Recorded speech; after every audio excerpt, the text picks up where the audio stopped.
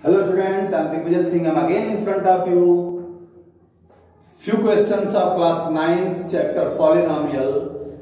Previous video में I have taught you that what is polynomial and I will solve all the questions of NCERT of the polynomials.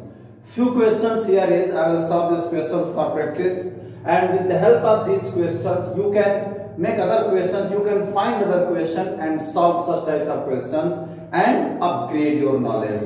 Okay बेटा, I hope आपको video अच्छा लग रहा होगा। आप कोशिश करिए ज्यादा वीडियो देखने का, ज्यादा प्रैक्टिस करने का वीडियो के हिसाब से, ताकि आपका फायदा होगा। ये क्वेश्चन है कि if x to the power 51 plus 51 is divided by x plus 1 then find the remainder।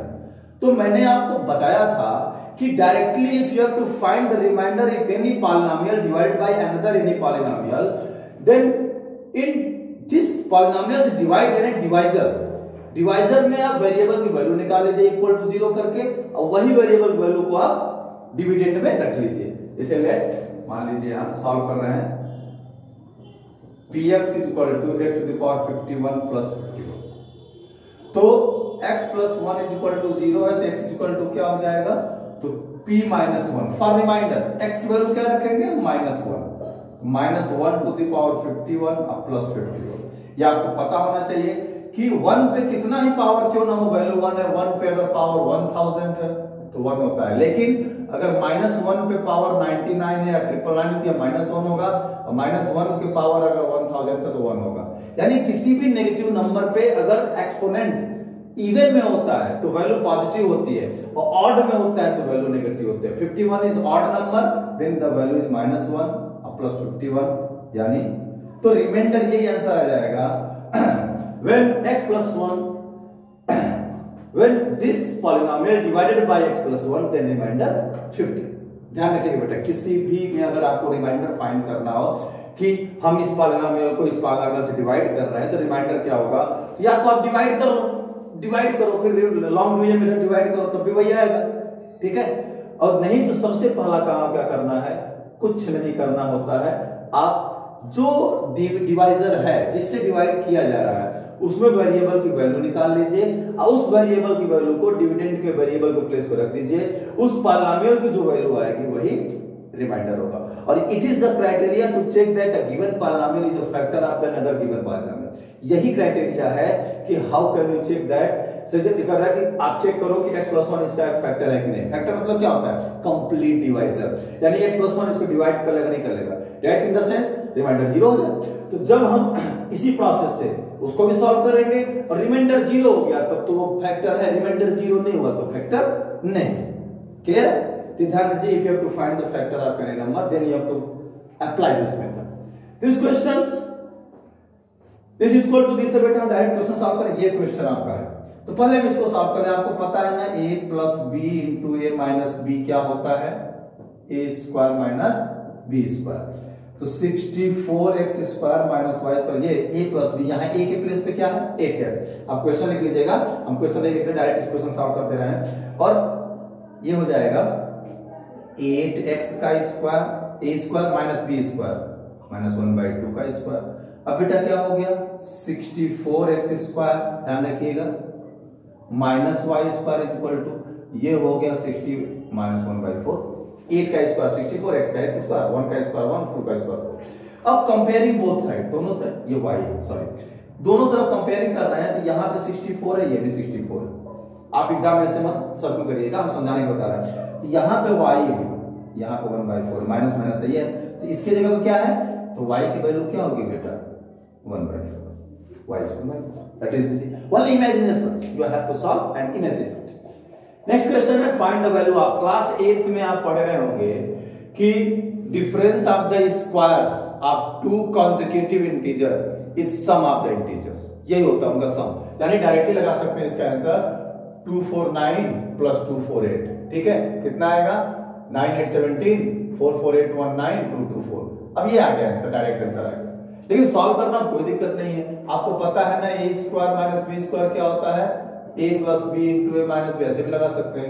a के प्लेस पे 249 है, b के प्लेस पे 248 है, तो 249 प्लस 248 और इंटू 249 माइनस 248 ऐड कर लीजिए तो 9 8 17 44819 224 8 to 1 हो जाएगा यानी 497 मैंने बताया ना।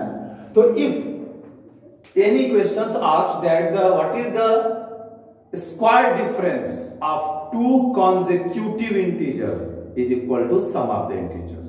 अगर दो इंटीजर हैं दोनों कॉन्सेक्यूटिव में, कॉन्सेक्यूटिव मतलब क्रमागत एक के बाद दूसरा 1 2 3 4 7 8 10 11 50 51 100 101 तो ये कॉन्सेक्यूटिव नंबर होते हैं 3 4 5 6 7 8 9 तो अगर उनके स्क्वायर का डिफरेंस पूछा जा रहा है तो उनका सम ही होगा। ठीक है, सॉल्व कैसे कर सकते हैं इस टाइप क्वेश्चंस हम और करवाएंगे इसमें कि x + 1/x की वैल्यू दिया है तो आप कैसे निकालेंगे। 8th क्लास में आप कुछ पढ़ रहे होंगे यहां क्यूब निकालना है। ध्यान दो बेटा इसमें क्या है, हम इसको हटा दें। ये देखिए ये क्वेश्चन है, ये वैल्यू दिया हुआ है, इसकी वैल्यू फाइंड करनी है। तो x³ - 1/x³ की वैल्यू फाइंड करनी है तो हमें x - 1/x की वैल्यू चाहिए क्योंकि जब उसका क्यूब करेंगे तो आएगा। ठीक है, हम क्या करें, ये दिया है x² + 1/x² = 66 subtracting 2 from both side, दोनों साइड से 2 सब्ट्रैक्ट कर दीजिए। x² + 1/x², ठीक है, -2 = 66 - 2। ठीक है, ये हो गया। तो अब ये जो बेटा होगा ये पूरा हो गया x - 1/x² = 64, तो x - 1/x = √64 या x - 1/x = +4 क्योंकि 8 क्योंकि +8 का स्क्वायर 64 होगा और -8 का भी स्क्वायर 64 होगा। ये हो गया। अब देखो बेटा हम इसको जरा सॉल्व करेंगे, ध्यान रखिएगा हम यहां सॉल्व करेंगे। ठीक है, कोई दिक्कत नहीं होनी चाहिए आपको। ठीक, ध्यान दीजिए। अब हम क्या करेंगे, 8 ले लें तो क्यूबिंग बोथ साइड कर देंगे। क्यूबिंग बोथ साइड क्या हो जाएगा, x - 1/x का क्यूब = 8 का क्यूब। अब बेटा a - b whole cube, a³ - b³ - 3 ये इसका फार्मूला होता है, ध्यान रखिएगा। = 8 का क्यूब क्या हो जाएगा, 512। ठीक है बेटा, अब a³ - b³ - 3 × 8 = 512, x³ - 1/x³ = 512। ये 24 जाएगा तो क्या हो जाएगा, +24, -24 होगा उधर जाएगा +24 हो जाएगा। स्टेप आप चाहे तो बढ़ा सकते हैं, इक्वल टू कितना हो जाएगा, 536। अब अगर मान लीजिए हमने x - 1/x = -8 लिया या +8 लिया तो क्यूबिंग बोथ साइड कर लेंगे, वही प्रोसेस लिख लेंगे। क्यूबिंग बोथ साइड करेंगे तो x³ - 1/x³ - 3 × 1 - x - 1/x = -512 हो जाएगा। ठीक है, अब ये हो जाएगा x³ - 1/x³ - 3 × -8, ध्यान रखिएगा, = -112। तो x³ - 1/x³ + 24 - -512, ध्यान रखिएगा बेटा। x³ - 1/x³ = -512 - 24, तो x³ - 1/x³ = -536। तो अगर क्वेश्चन कर रहा है कि टेकिंग पॉजिटिव वैल्यू तो आप ये आंसर होगा, कुछ नहीं कर रहा तो दोनों आंसर हो सकता है। अगर हम नेगेटिव लेते हैं तो -536 होगा, पॉजिटिव लेते हैं तो 536 होगा। ठीक है बेटा, अब मान लीजिए अगर आपको इस तरीके से नहीं आ रहा है तो डायरेक्टली आप अप्लाई कर सकते हैं, आप वो फार्मूला डायरेक्टली अप्लाई कर सकते हैं, कोई दिक्कत नहीं है। इसी को बुरी तरह समझा दे रहे हैं, समझ लीजिए। इस फार्मूले को डायरेक्टली अप्लाई कर सकते हैं। इसकी वैल्यू दिया है ना, तो x - 1/x का स्क्वायर निकाल लीजिए, क्या होगा, x² + 1/x² - 2। जब ये माइनस बोले इसको आप तोड़ेंगे, अलजेब्रिक आइडेंटिटी में सारी चीज समझा चुका हूं। अब बेटा इसकी वैल्यू 64 है, -2 64 आ गया, तो x - 1/x क्या हो गया, √64, x - 1/x +-8 हो गया। आप ऐसे भी कर सकते हैं। आप कहोगे क्यों x - 1/x लेंगे, क्यों लेंगे, इसलिए लेंगे क्योंकि जो वैल्यू यहां पूछ रहा है, वैल्यू क्या पूछ रहा है, x³ - 1/x³, ये value x - 1/x whole cube से ही आएगा, आप उसे निकाल लें। या फिर हम इसकी अप्लाई करें, हम x - 1/x निकाल लें। अगर इसका फार्मूला लगाना चाहें तो x - 1/x एक ब्रैकेट में जो कि a³ - b³ फार्मूला लगाते हैं, और उसके बाद x square plus 1 by x square minus 1 हो जाएगा। हम ऐसे निकाल सकते हैं। तो अब x माइनस 1 बाई एक्स की वैल्यू रख सकते हैं आप, देख लीजिए। इसकी वैल्यू अगर 8 लेंगे तो 8, इसकी वैल्यू 66 है, 66 माइनस ये प्लस होगा, प्लस 1, तो 8 इंटू 67, देखिए 8 7 जा 56, 8 6 जा 48 और 5 आगे 536। अब माइनस 8 देख लेंगे, अगर माइनस 8 लेंगे तो माइनस 8 इंटू 67 माइनस 536 होगा। तब चाहे जैसे लगाए आपको x माइनस 1 बाई एक्स की वैल्यू निकालनी ही निकालनी है, चाहे आप a Q minus b Q formula लगाएं तो इस फार्मूले को लिखेंगे तो ही वही आंसर आएगा। तो तीनों तरीका मैंने आपको बताया, तोड़ मरोड़ के सारा तरीका बता दिया। If you have apply any method to solving such types of questions then you can solve.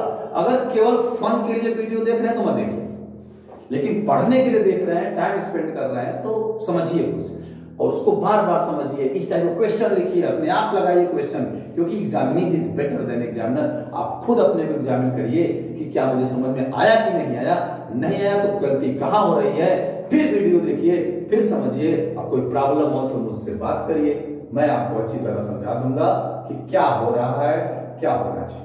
ठीक है बेटा, फिर नेक्स्ट वीडियो में हम लोग कुछ मोर क्वेश्चंस के साथ मिलते हैं। तब तक के लिए स्वस्थ रहिए, मस्त रहिए। Thanks a lot.